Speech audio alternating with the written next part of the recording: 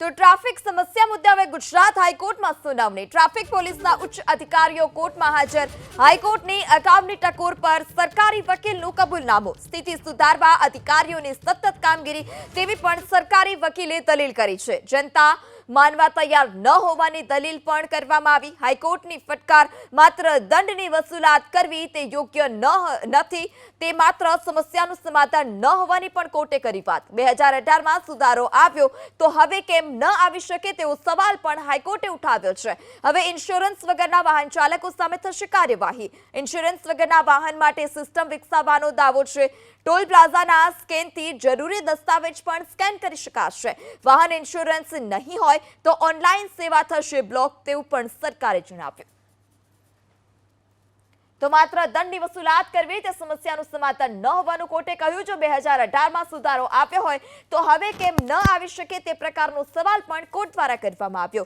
Insurance વગરના વાહન ચાલકો સામે પણ કાર્યવાહી થશે। ઇન્સ્યોરન્સ વગરના વાહન માટે સિસ્ટમ વિકસાવ્યાનો પણ દાવો કરાયો છે। તો ઇન્સ્યોરન્સ નહીં હોય તો ઓનલાઈન સેવા પણ બ્લોક કરવામાં આવશે। ટોલ પ્લાઝાના સ્કેનથી જરૂરી દસ્તાવેજ પણ સ્કેન થશે। વધુ માહિતી સાથે સંવાદદાતા તેજસ મહેતા ફોન લાઈનથી જોડાઈ ચૂક્યા છે। જી તેજસ, હાઈકોર્ટમાં સુનાવણી થઈ ટ્રાફિક સમસ્યા મુદ્દે કયા બાબતો પર દલીલ કરવામાં આવી?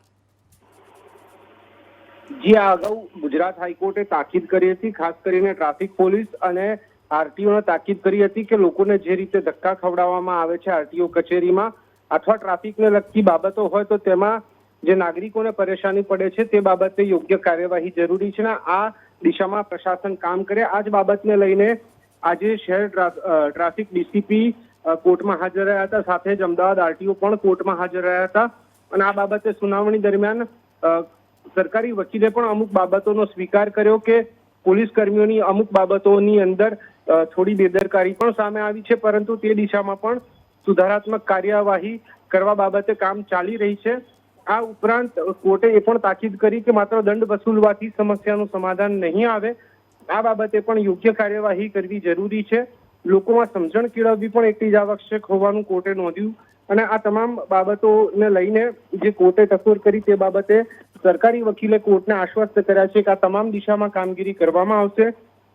આ ઉપરાંત જે ઇન્સ્યોરન્સની બાબત હતી તે બાબતે પણ સરકારી વકીલે સ્વીકાર કર્યો છે કે આ પ્રકારની સિસ્ટમ ડેવલપ થઈ રહી છે।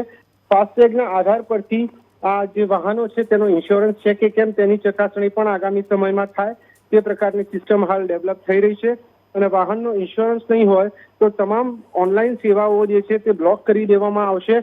આ પ્રકારની વાત પણ કોર્ટને કરવામાં આવી છે। આગામી સમયમાં આ પ્રકારની સિસ્ટમ પણ આવી શકે છે તે બાબતે કોર્ટને આશ્વસ્ત કરાઈ છે।